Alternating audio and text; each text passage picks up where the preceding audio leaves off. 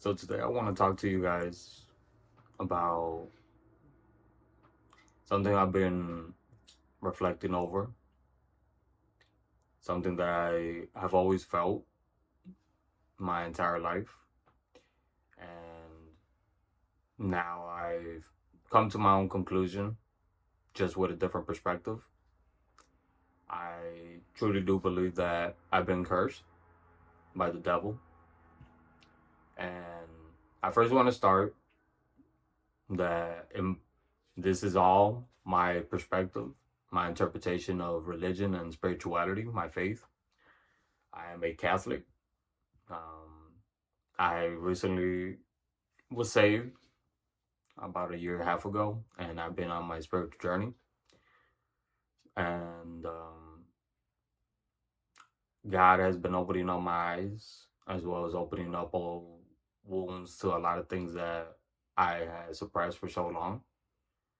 And it's taken a lot for me to release a lot of those things and trust God. And that's what I want to talk to you guys about. So I'm not gonna get too much into depth, into detail of with some things because of privacy reasons for people involved in the story. That it's not me. So out of respect for them and their privacy, I'm gonna keep it as general as I can. However, some details are needed for my story. So to begin with, my childhood, I was born with my retinas detached. As you might be able to tell, I'm not looking directly at the camera, meaning I'm partially blind. My vision is blurry, but I do still have some vision. And when I was younger, I had better vision, but as the years have passed, I'm turning 32 in a couple days. I'm not too sure when the video will be uploaded, but yeah, I'll most likely be 32 by then. But I I grew up with my visual impairment, and at 6 years old, I was diagnosed with type 1 diabetes. At 14, I was diagnosed with rheumatoid arthritis in my knees and my lower back. And I've been struggling with my mental health, specifically depression, PTSD, and anxiety since the age of 8 that I can remember. I'm also going to, I guess this is a good opportunity to give a warning. I'm going to get into topics such as sexual abuse, physical abuse, as well as trauma and drugs and ideologies of removing myself from this planet. I'm not going to get too much into detail of a lot of those things because I don't want to glorify, nor is it the point of my story, but it's necessary for me to touch on it. And it's hard for me to talk about it, but I know that there's a lot of people out there who are struggling, have struggled um, in these type of situations, and hopefully my story can help you guys in any type of way. So as I mentioned, I was born with my visual impairment, and later, I was diagnosed with other medical conditions, making my life pretty difficult at a young age. I wasn't able to do things that other kids were doing, and whether it was middle school, um, I wasn't able to do certain things even outside of school and outside of house. I also came up in a household of um, four siblings, including myself. I am the third. I came up in a household where there was there was abuse. My relationship with both my parents was not well.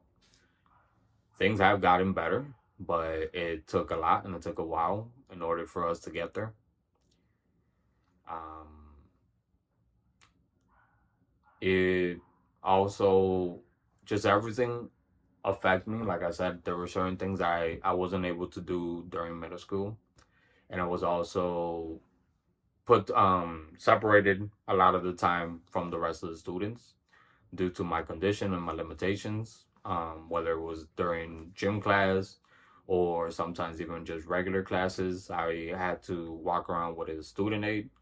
Now, my first few years, I wore glasses, special glasses for my visual impairment.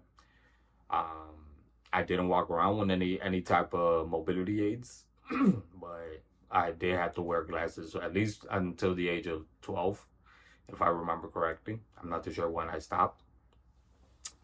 So, as I mentioned, I spent a lot of my years in middle school feeling like there was something wrong with me, feeling alone, feeling isolated, having to see all my other classmates, off over there being, you know, like a regular kid, and me feeling like I wasn't normal. And like I said, I had to always be with a student aide, which made things even worse because other students obviously didn't want to be around, the kid with a teacher's aide. So, like I said, I started struggling with my mental health, and I started noticing, at least now, looking back, I know that I was suffering from depression and anxiety and PTSD from the situation happening at home with violence and abuse, as well as just the isolation that I was suffering at school, and also just having to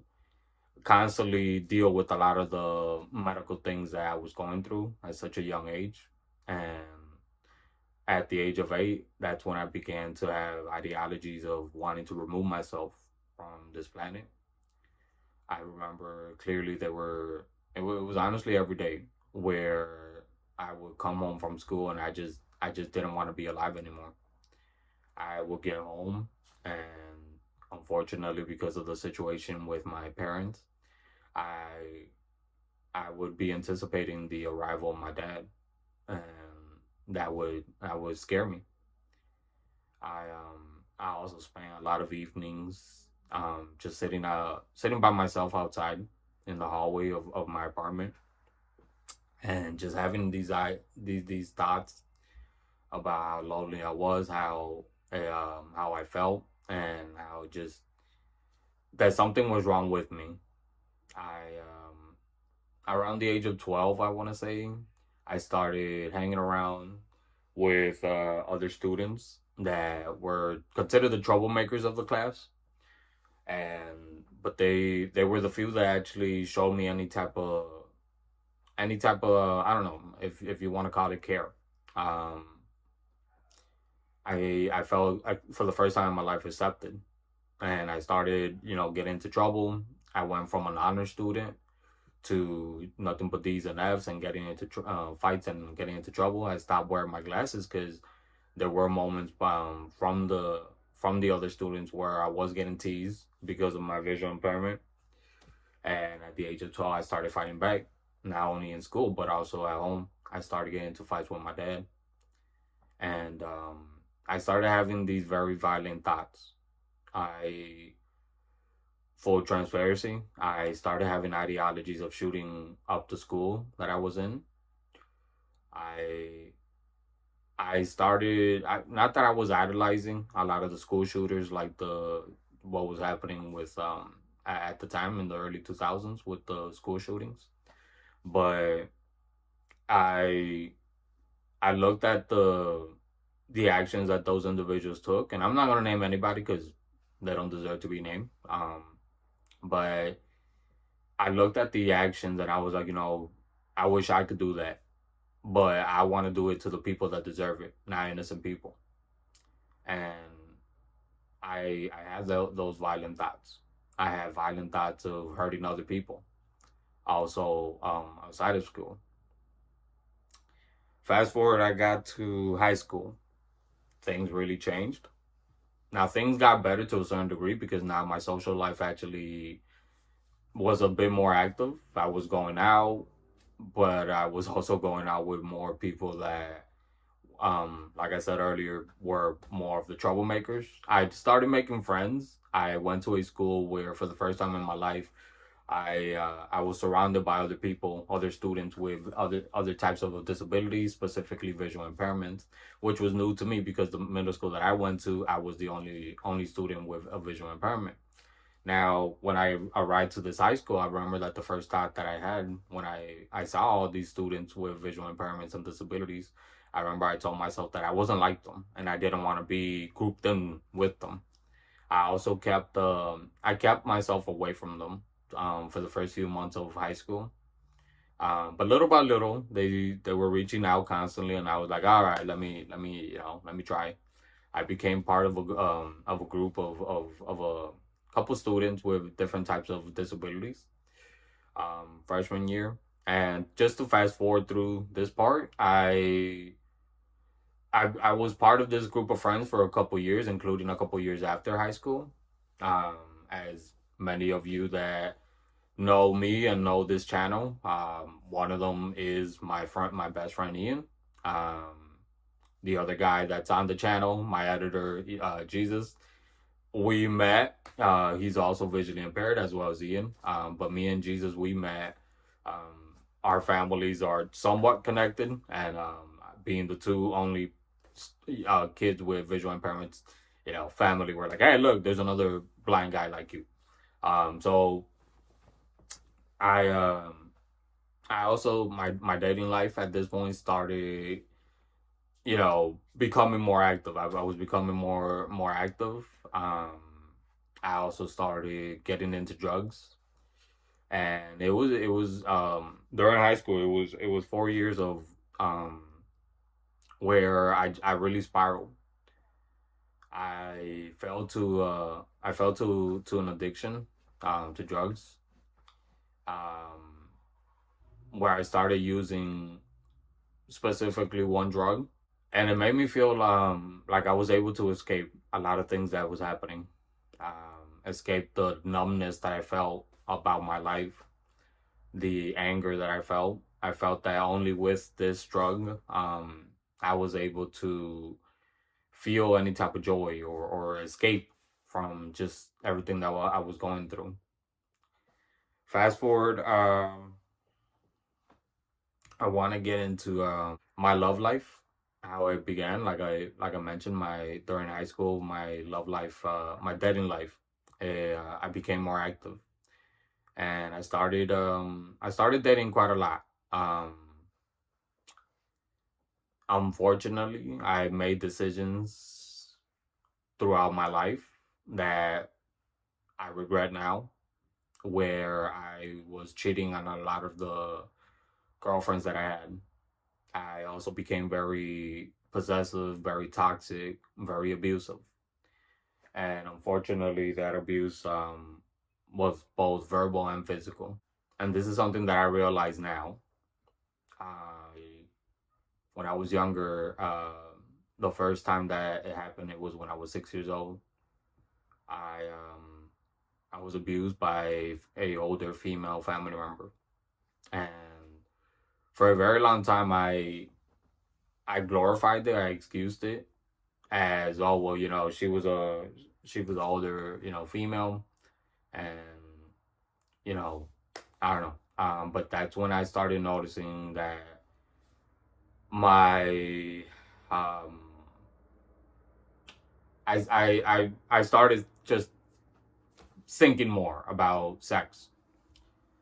I was abused by two other family members, this time male family members, a little bit later on, and that really fucked up with my mind.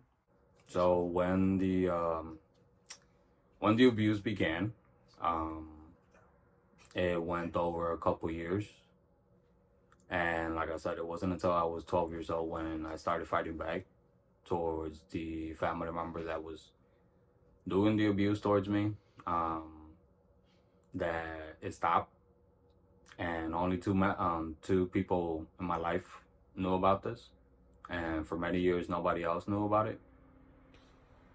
I Looking back now, I suppressed it for a very long time. I got into high school, so I had other things that was happening that you know kind of push everything to the back of my mind.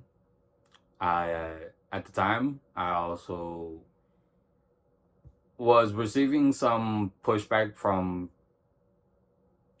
some females in my family, um, when it would come to, like, if I was too friendly or too sensitive or all that. Like, I would be told, boys don't have feelings, don't.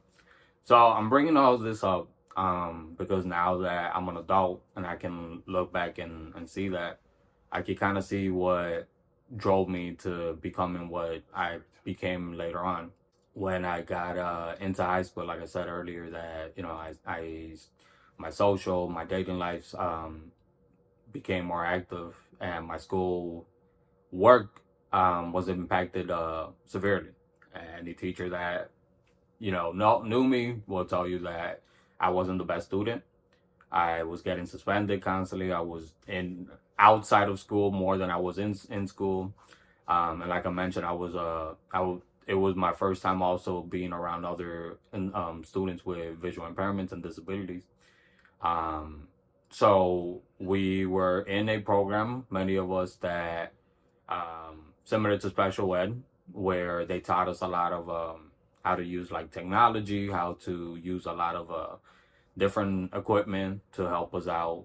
Specifically, there was a room for us with visual impairments, like to read Braille. We also had a mobility teacher that taught us how to, well, be mobile. Um, so because of what I was not doing in school, a lot of the time I was missing out on a lot of that. And like I said, I started abusing drugs at a probably like around 15 years old. So a lot of the time that I was in school, I was out of it, and like I've always joked around, like, oh, I was high, but it was also because I was just trying to numb a lot of the depression that I felt. There wasn't a day where I didn't wake up and just wanted to die. I Even though I was part of this group of friends, I still felt that I didn't belong, and that honestly continued on to the end of the group of friends that I had. Um, as I was getting into it earlier, my dating life, I started becoming manipulative, controlling, jealous, unfaithful. I would lie. I abused some of my girlfriends in those early years, and I would always justify it. That it was because they gave me a reason to be jealous, or they gave me a reason to abuse them. And like I said earlier, it was verbal and physical at many times. I When I graduated high school, and in the last year of high school, the only reason I graduated was because they told me, similar to my eighth grade, that the way that I was going, I wasn't going to make it. I wasn't going to graduate, and I wasn't going to, cross the stage with the rest of my friends. So that was enough motivation for me to be like, no, I'm not going to, be with, younger students and see my friends, you know, leave high school and have to start all over, or, at least another year. So I managed to push myself with the help of a lot of close friends that I have made that were honestly the voice of reasonings that I needed. Specific one individual who subscribed to our channel. She was honestly one of the best influences that I had that believed in me. That even though I would try to put on this persona that I was this badass, that I was this heartless motherfucker that didn't care about nobody, she saw right through it. And it was because of her that I started believing that there was a good part of me. And I've talked about this with a couple other friends off air, that it was also a lot of the influence that I was surrounded by that glorified this, emo rocker, whatever the hell, rebellious street type of mindset that I eventually adapted, because that wasn't me, and I know that that's not me. And for a long time, I adapted that. I And hanging around her, hanging around as I mentioned earlier, my friend Ian, and uh, we met freshman year, but we didn't really become friends until, well, closer friends until like senior year. And a couple other friends outside of high school that I made that became kind of the group of friends that were the positive influences that I needed. There was a handful of teachers, and if they ever see this, my Spanish teacher, Mr. Avalos, also the student aide that was in there, Miss Orta, as well as my English teacher, Mr. Gerazi, the mobility teacher that I mentioned earlier, Mr. Tom, and Miss Conrad and Miss Nugent, who ran the room that I mentioned, that, well, we called it the research room. And I'm always going to hold a special place and a lot of gratitude in my heart for them, because Even though at the time I I wasn't the best student, they believed in me and they didn't give up on me. They pushed me, and looking at it now, almost 13 years after graduation, I'm so grateful for them. After graduation, I got into college, which was something that was never in my future cards. At the rate that I was going and the lifestyle that I was living, I thought, by the age of 18, I was going to be 6 feet underground or doing life behind bars, because that was a lifestyle that I was pursuing. Because for so long, I also glorified that street life, and I pushed myself because I'm already this guy who's partially blind and everything. So I would push myself to do things that the other people that were living that lifestyle were doing, but I was pushing myself to do to be twice the worst. And for a long time, that's what I was striving for, to be the worst, because I always told myself, I'm not worth anything. I like I said, I got to college. I got through college.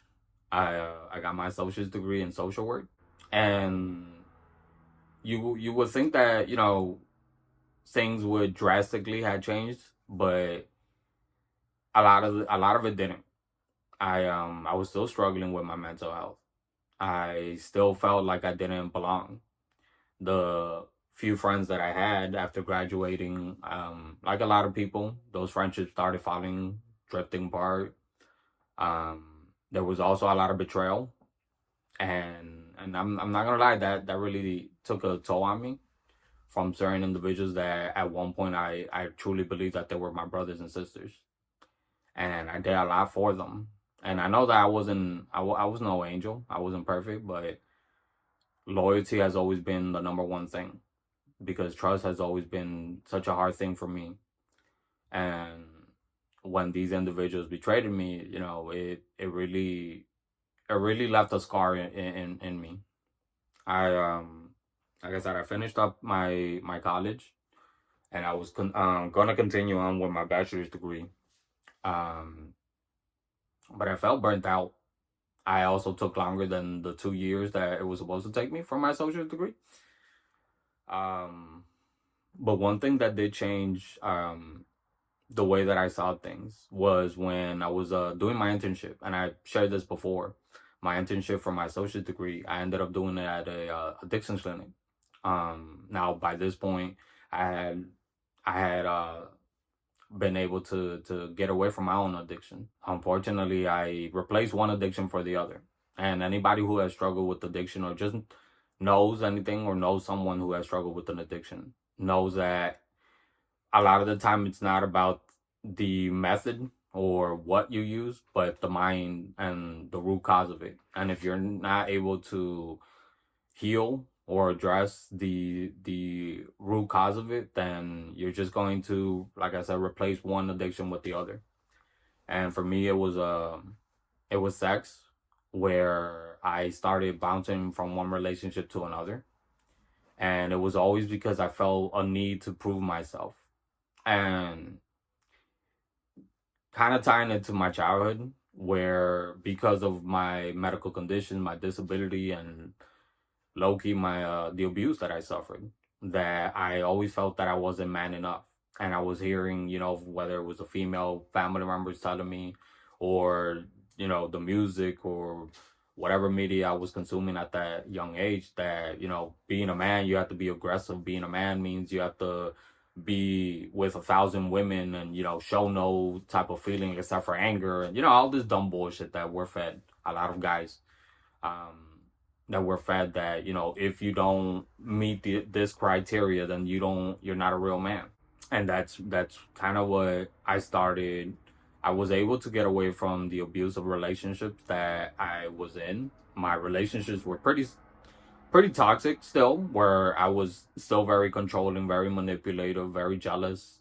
Um, Clearly, I wasn't faithful to a lot of my relationships, and I'm not trying to humor it.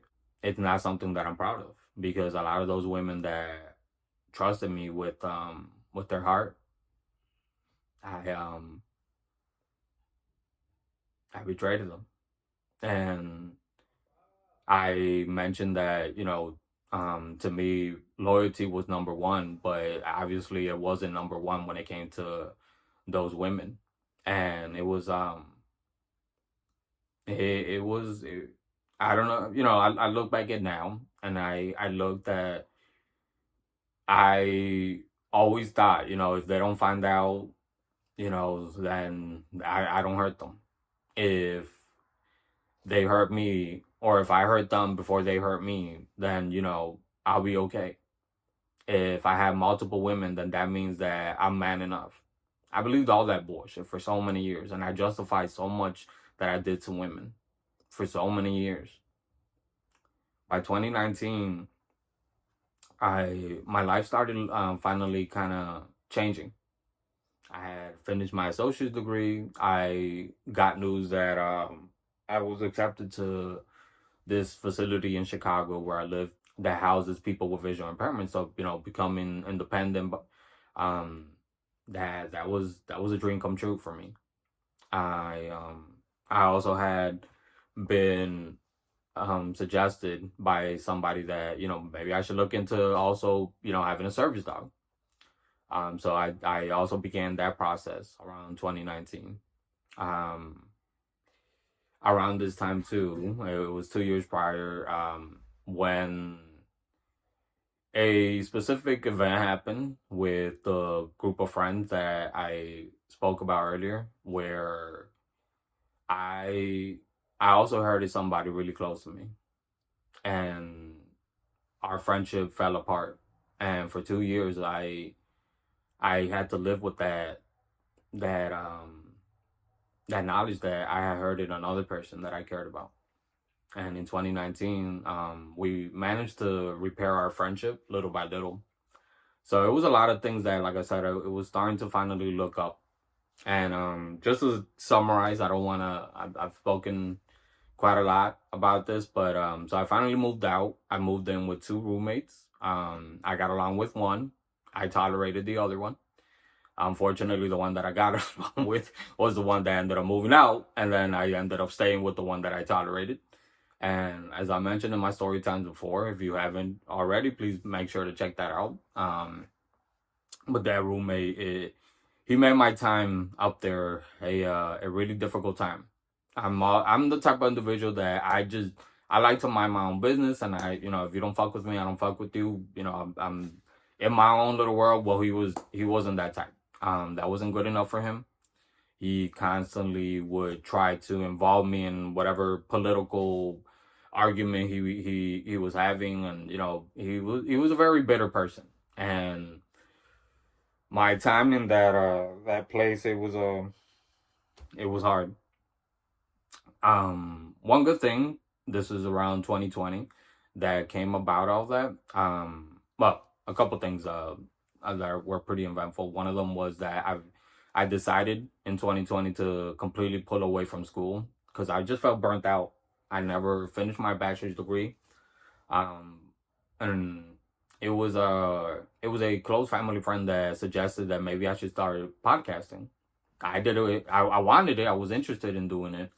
Um, but I didn't want to do it by myself. So I invited my friend Z and Jesus, and eventually by the end of 2020, we started recording. We were on a different platform, and we were also we when we began, we started in different locations due to the pandemic. In 2021, early 2021, because of the situation happening with my roommate, where it got to a point, and I just want to give a quick warning. I'm not gonna get too graphic, but there was a incident that happened that it was getting to this point where he was constantly bothering me and bothering me. I had spoken to him. I had spoken to the landlord about it. He tried to intervene and sitting both of us down to try to calm things down. We got to a point like two children, two grown ass adults, especially the one that was double my age, but anyway.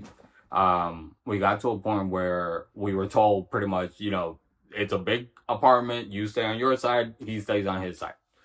We obviously couldn't respect that. And it got to a point one day where I had enough, and I think I was at a point in my life where I was like, I'm trying to do good. I'm trying to change. I'm trying to become a better person. And for some reason, here comes this person, and he just doesn't leave me alone. And because of just my past, I got to a point where I remember it was a Friday night, and he was blasting music. He had his own space in the apartment. We were literally on two completely opposite sides of this big apartment with two different rooms, common rooms in between. And he usually would stick to his side. I would stick to my side. But for this particular night, he wanted to go and be blasting music to 2 a.m. outside of my room. My room was outside of the kitchen, which he never had done before. So I just got to a point where I was like, you know what? Being good isn't getting me anything. I'm gonna kill the dude. So I got a hammer. I got some lighter fluids. I got some matches that I had in my room, and this whole apartment was just made up of old wood. It was a very old apartment, so because of the lifestyle that I at one point I lived, that violence and that type of ideology for me, it was nothing. And like I said, like life honestly was didn't mean anything. So because it was justified in my mind, to me it was like it wasn't gonna be anything. I got to a point that night where I had it all set up that I was gonna attack him and do what I had to do.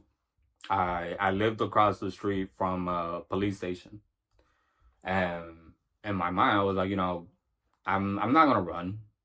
I'm just gonna tell them that I got a weapon and let them kill me.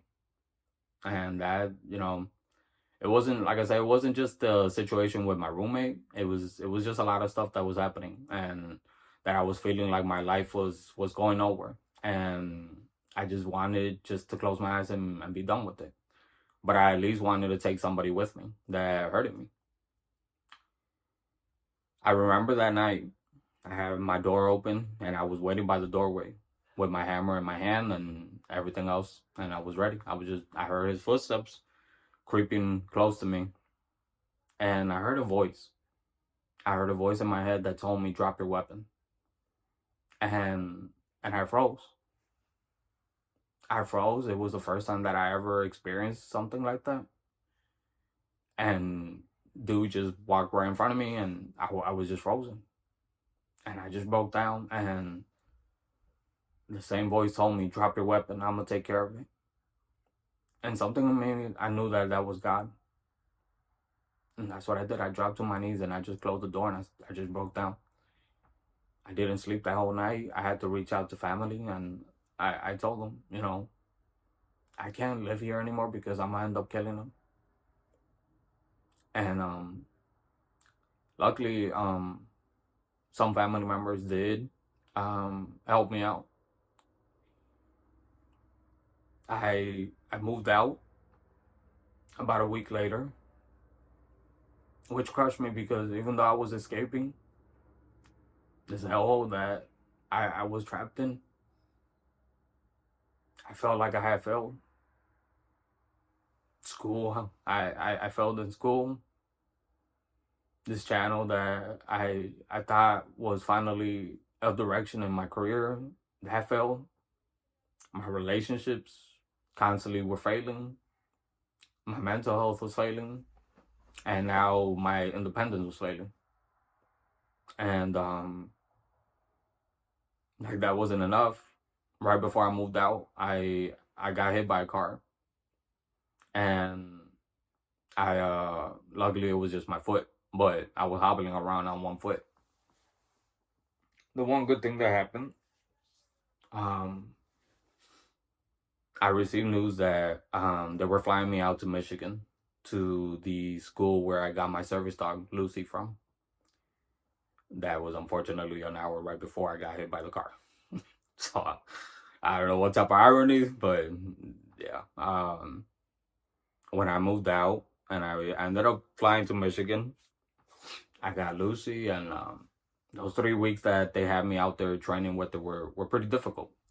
Just because it took a while for me to kind of calm down and process just everything that I had lived for that 1 year with that roommate.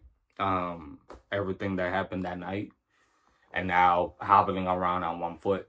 Things didn't really get too better from there. Um, I had surgery. I was recovering. I recovered, luckily. But unfortunately, I had to move back with my family, and that was soul crushing for me, because I was like, my independence got robbed from me.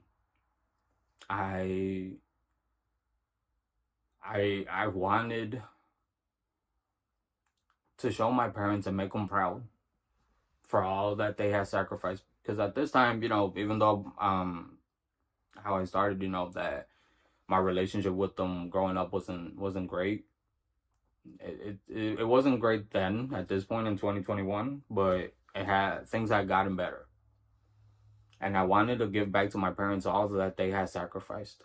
And I felt like a failure.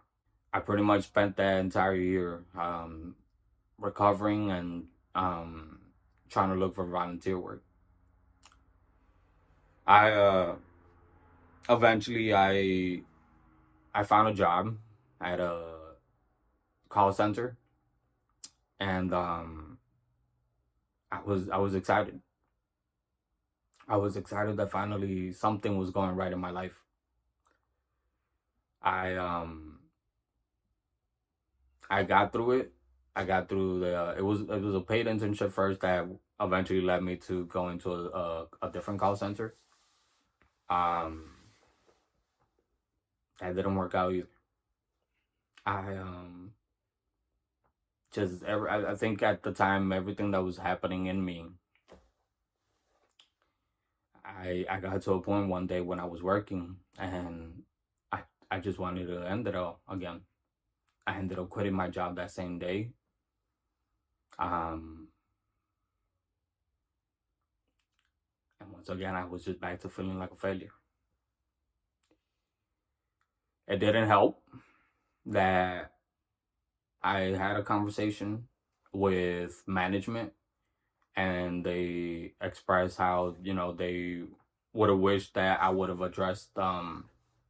approached them with the situation that I was going through a little bit earlier, and they could have helped me out with my schedule, which, I mean, little late by that point. Because with this management, like a lot of other management at jobs, one manager, one supervisor would tell you one thing, and then the other one would tell you another thing. So it was about, yeah.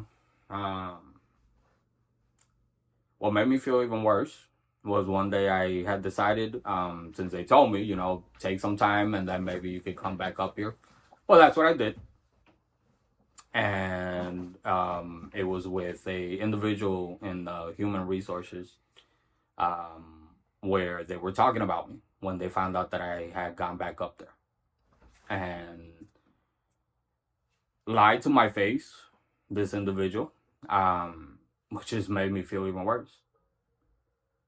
They told me that, because of me leaving and whatever, that I couldn't go back up there. So I was like, whatever. So once again, I felt that I had no direction. I around probably like a month or two, I met a individual, um who, if I gotta be honest, I knew in my heart that I didn't feel anything besides a friendship for.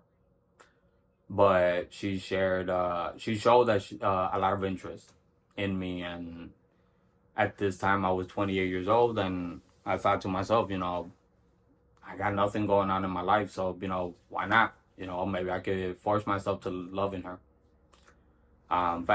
Fast forward. This is 2022. Me, Jesus, and Ian, and at the beginning, my brother.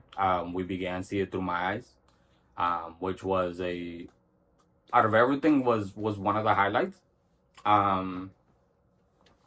Because I felt like finally, I got something going on in my life. I want to go back a little bit to 2019.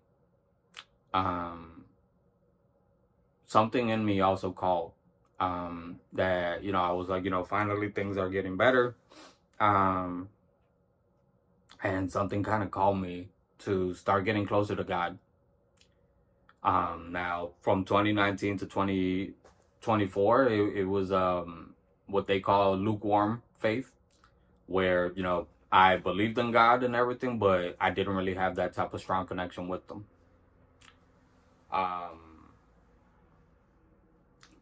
Back to my relationship, and I've talked about this, and I don't really want to get into it. Just it's not really the point of the story, but it was a pretty toxic relationship where both sides, we were very toxic towards each other.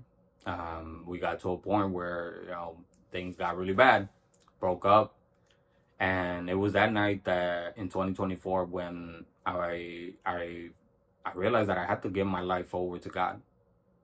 That was the only way to save myself.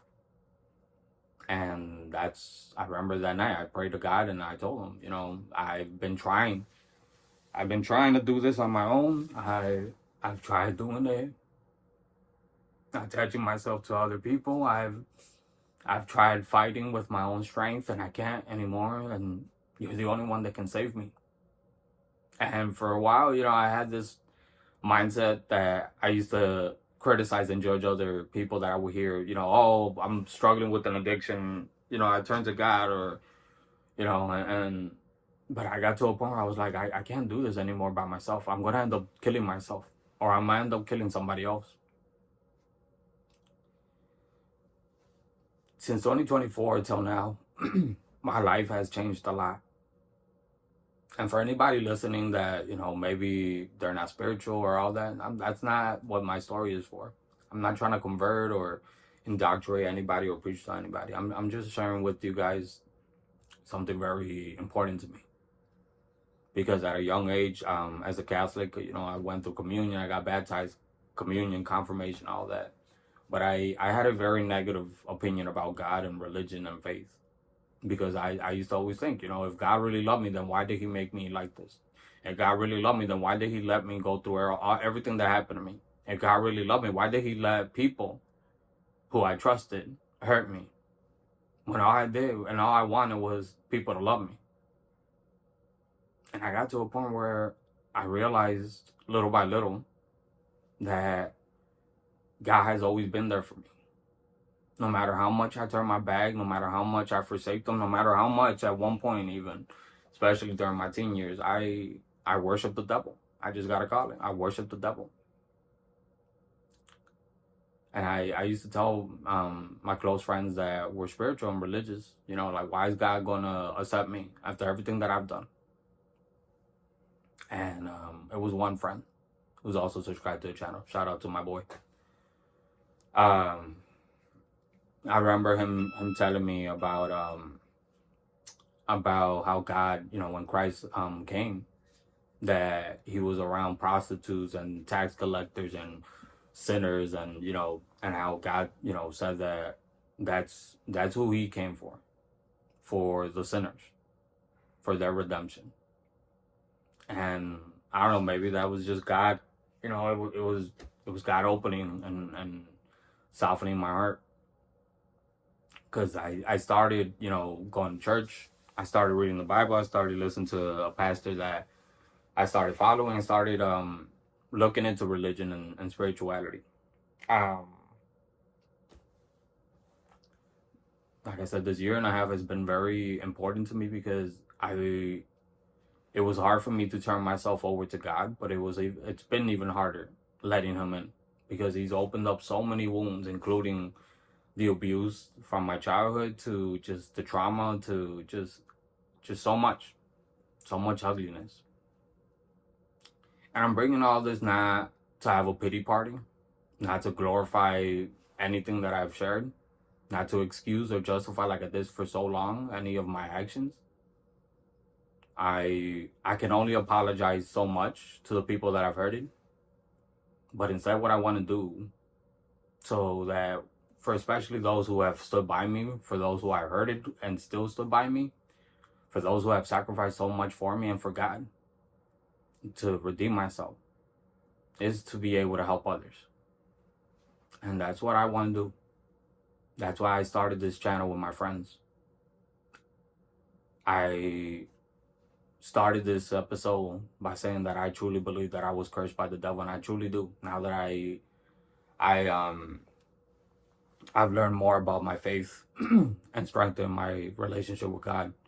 I realized that I was cursed by the devil, and this is just my interpretation. I don't mean it, and oh, somebody was doing voodoo. I don't know, maybe, who knows, on me, or any of that. I also don't, when I talk about the devil, I'm not talking about the stereotypic mainstream image of this horned goat looking redskin mother. That's not what I'm talking about. I'm talking about what Hussein really is. Someone who deceives you, someone who lies to you, someone who twists the truth to believe the worst in you, to guide you and distance you further and further from God. And the devil, Satan, whatever, he only does that to those who he sees has a gift in them. And now I see that.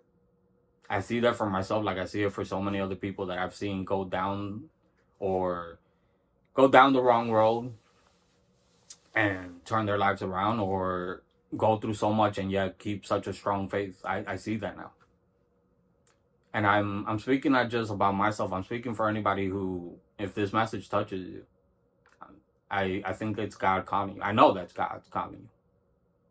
And I ask you guys, clear your mind of judgment, because like what I used to do, I was a pretty skeptic about religion. Open your heart and answer that call to your Father, because he's calling you. Satan isn't going to go after anybody who he doesn't see as worthy. And those who are attacked the most are usually the strongest. Those who are attacked the most are usually the ones carrying something in them that Satan sees, that the enemy sees, and frightens them, intimidates them. And I'm taking ownership, because for so long I was shamed for this. I carry a big heart. I love and I care for people. I was told that I was gay. I was told that I was weak, that men don't do this and don't do that. It's bullshit. It's the enemy trying to deceive you. It's the enemy trying to make you feel like you're less. And you end up worshiping the false bullshit that you're fed by social media, by mainstream media, by all that society does. That puts this pressure of what you're supposed to be, whether you're a man or a woman.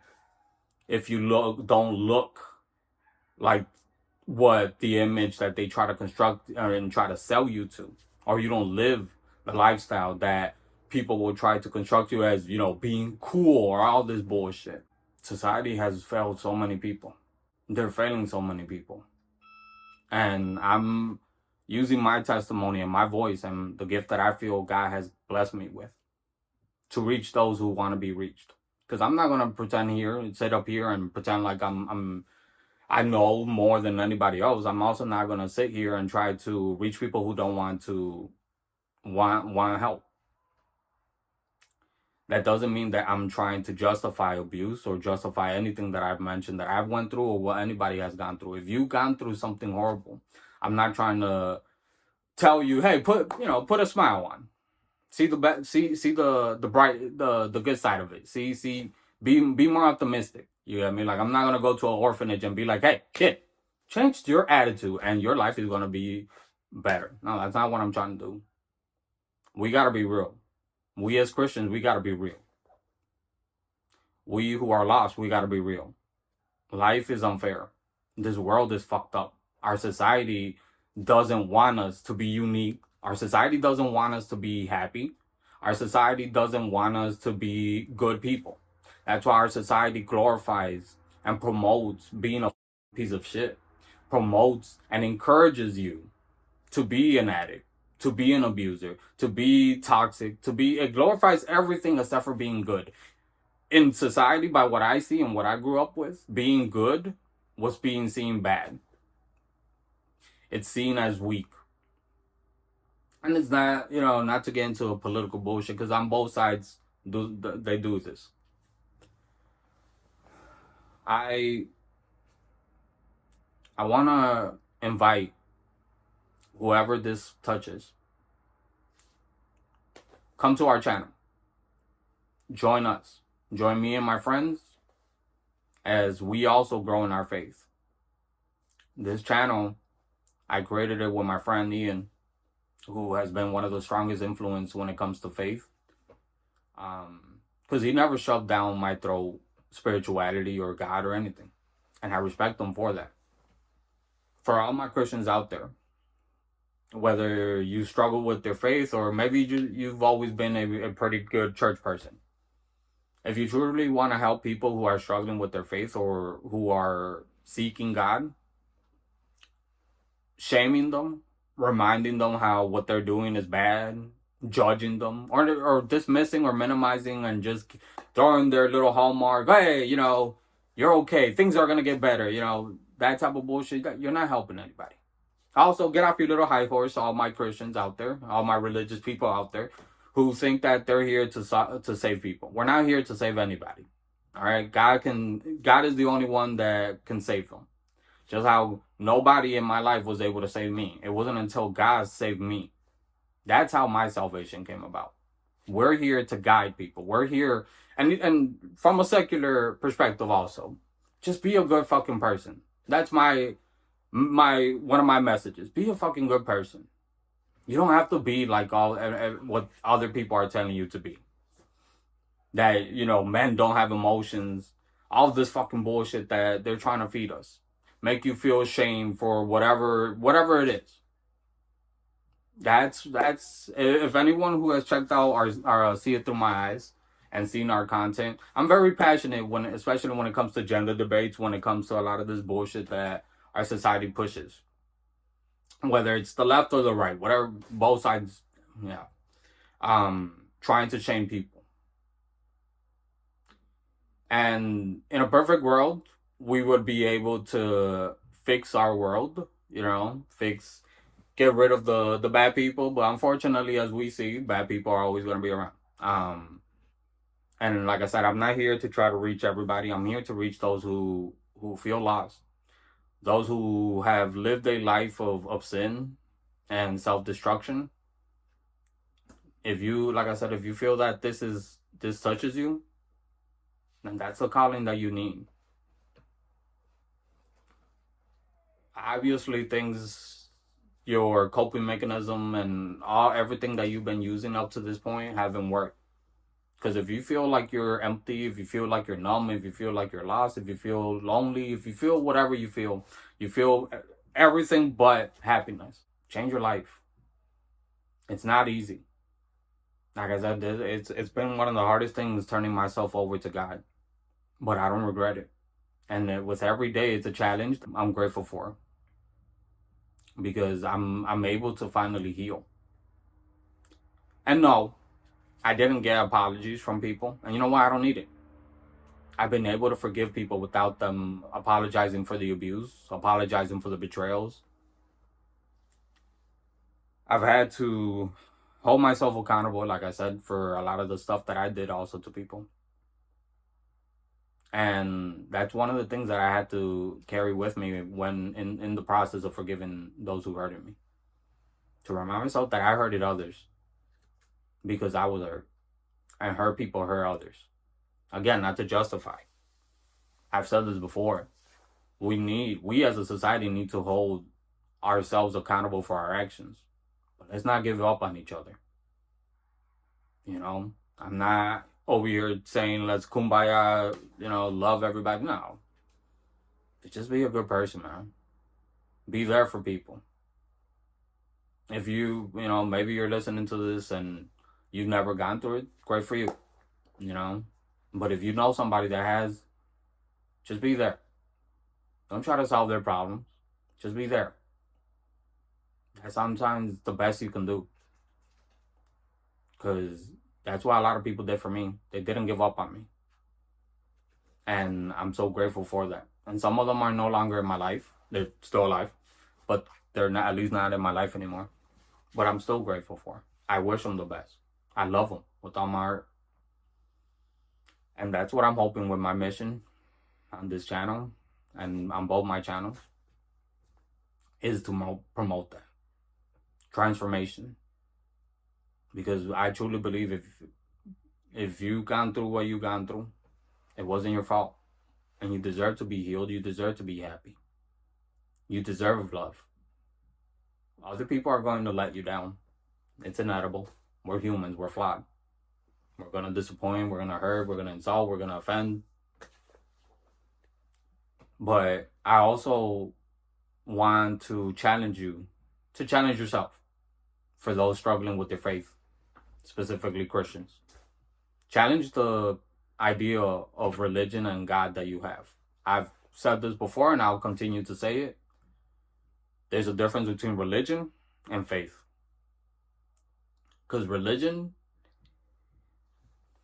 there's a lot of criticism that I don't got time to get into.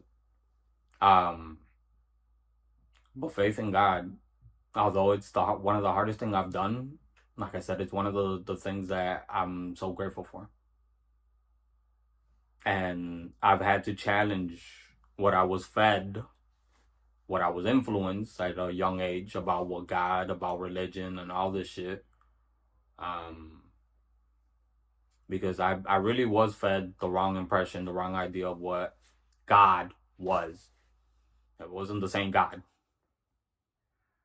And if you listen to society, they'll especially mainstream, even if they preach that they're Christians, they'll make you believe in the God, all right, but not the Christian God. Just be careful, guys. Be careful.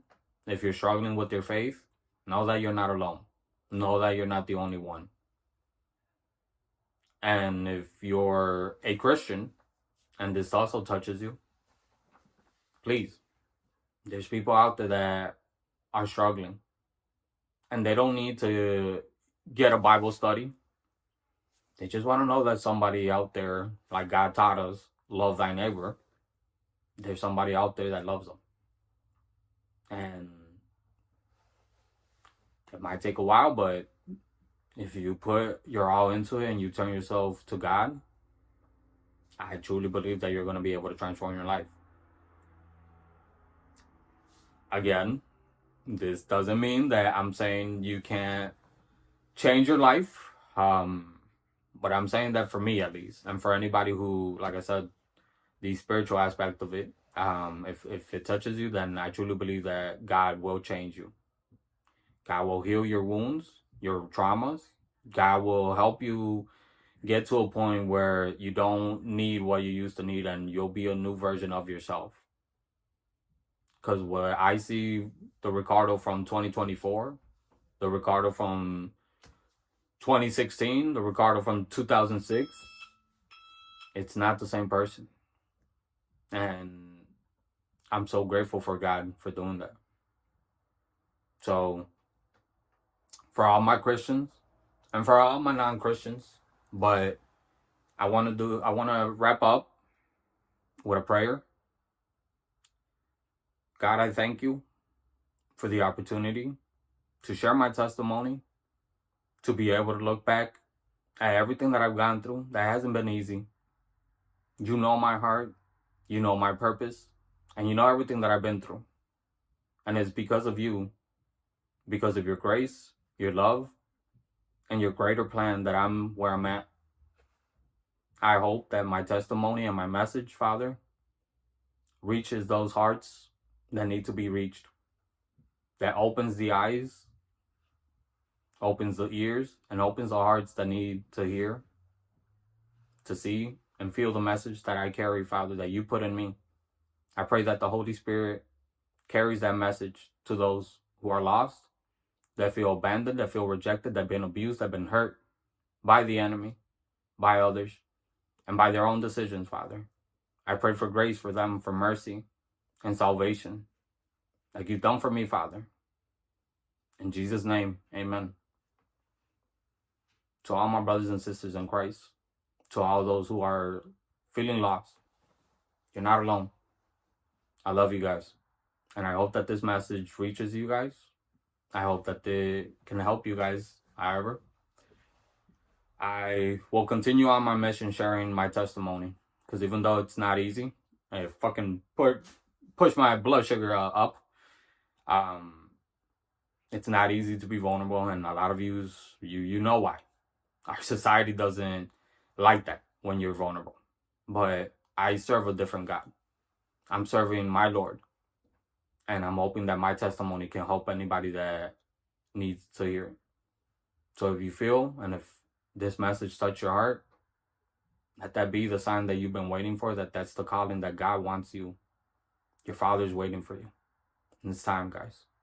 God bless. Take care. Stay safe. I love you guys. See you through the eyes.